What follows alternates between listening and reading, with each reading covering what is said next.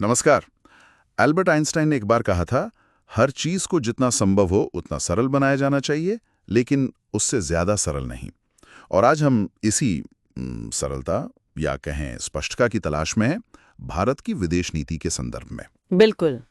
सवाल यह है कि क्या भारत विश्व मंच पर एक साफ दिशा में बढ़ रहा है, एक अग्रणी शक्ति बनने की ओर, या फिर हाल की कुछ घटनाओं से लगता है कि कहीं कुछ उलझन है। हमारी ये चर्चा आधारित है द टेलीग्राफ में छपे एक विश्लेषण पर। और ये विषय देखिए यूपीएससी एस्पिरेंट्स के लिए तो महत्वपूर्ण है ही। हाँ बिल्कुल, जीएस पेपर 2 के लिहाज से। हाँ, और आम लोगों के लिए भी ये समझना जरूरी है कि दुनिया में भारत की स्थिति क्या बन रही है।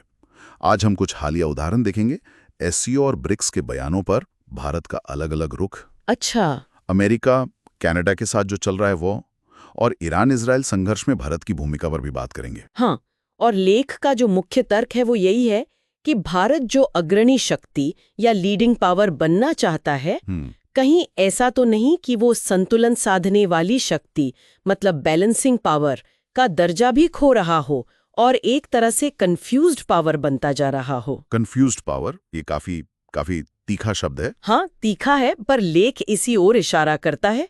देखिए, पहले माना जाता था कि भारत की विदेश नीति बड़ी कुशलता से अलग अलग हितों और रिश्तों को साध लेती थी, बिना किसी एक गुट के साथ पूरी तरह जुड़े। सही। पर अब लगता है कि शायद वो रणनीतिक स्पष्टता, वो स्ट्रैटेजिक क्लैरिटी, उसमें कुछ कमी आ रही है। चलिए एक उदाहरण लेते हैं, जो आपने कहा ईरान इजराइल संघर्ष वाला। हाँ। जून में इजराइल ने ईरान पर हमला किया। हाँ। शंघाई सहयोग संगठन मतलब एससीओ ने इसकी निंदा की। हाँ। भारत एससीओ का सदस्य है, पर इस बयान से खुद को अलग कर लिया। ठीक है। लेकिन कुछ ही दिन बाद ब्रिक्स समूह, जिसमें अब ईरान भी शामिल है, उसने भी हमले की आलोचना की।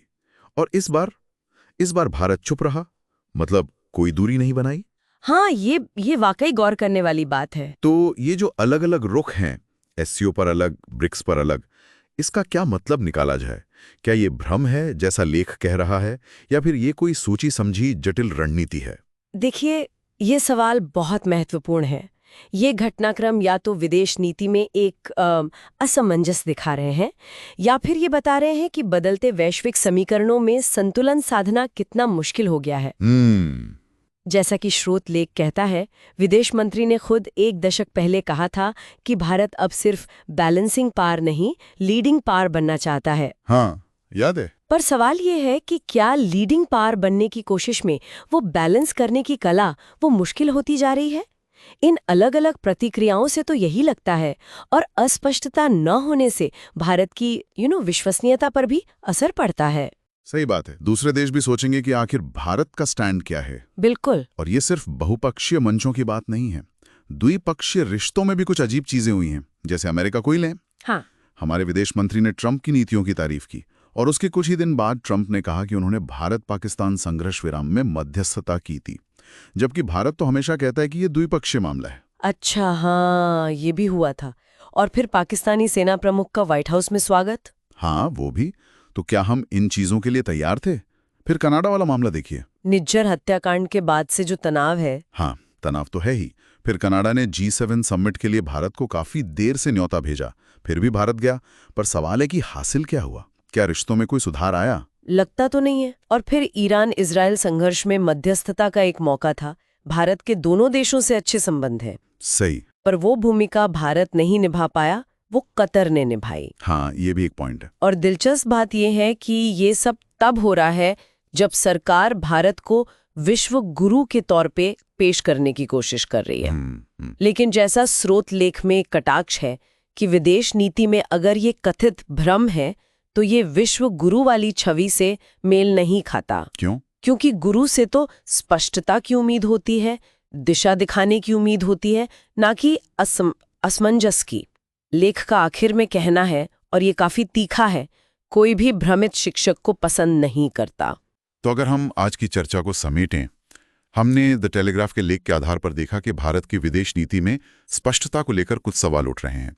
एससीओ ब्रिक्स में अलग रुख, अमेरिका कनाडा के साथ कुछ उलझने, ईरान इजराइल मध्यस्थता का मौका चूकना, ये कुछ उदाहरण हैं। और ये समझना जरूरी है कि हम यहाँ द टेलीग्राफ के विश्लेषण पर बात कर रहे हैं। में वो स्पष्टता, निरंतरता और रणनीतिक समझ बनाए रखना कितना चुनौतीपूर्ण है। हाँ। वैश्विक मंच पर संतुलन साधना और साथ ही नेतृत्व करना, दोनों में महारत हासिल करना आसान नहीं है। उतार चढ़ाव तो आएंगे, पर दिशा साफ होनी जरूरी है। सही कहा। तो ये हमें एक सवाल पे छोड़ जाता है हमारे श्रोताओं के सोचने के लिए। आज की इस जटिल दुनिया में भारत जैसी महत्वाकांक्षी शक्ति के लिए रणनीतिक स्पष्टता का असली मतलब क्या होना चाहिए, इस पर जरूर सोचिएगा। और अगर आपको यूपीएससी या समसामयिक मामलों से जुड़ी हमारी ये गहन चर्चा उपयोगी लगी तो कृपया लाइक करें, सब्सक्राइब करें। और हाँ, अगर भारत की विदेश नीति या आज की बातचीत पर आपके कोई सवाल या विचार हैं तो नीचे कमेंट सेक्शन में जरूर लिखें। अगली बार फिर मिलेंगे एक नए विषय के साथ। धन्यवाद। धन्यवाद।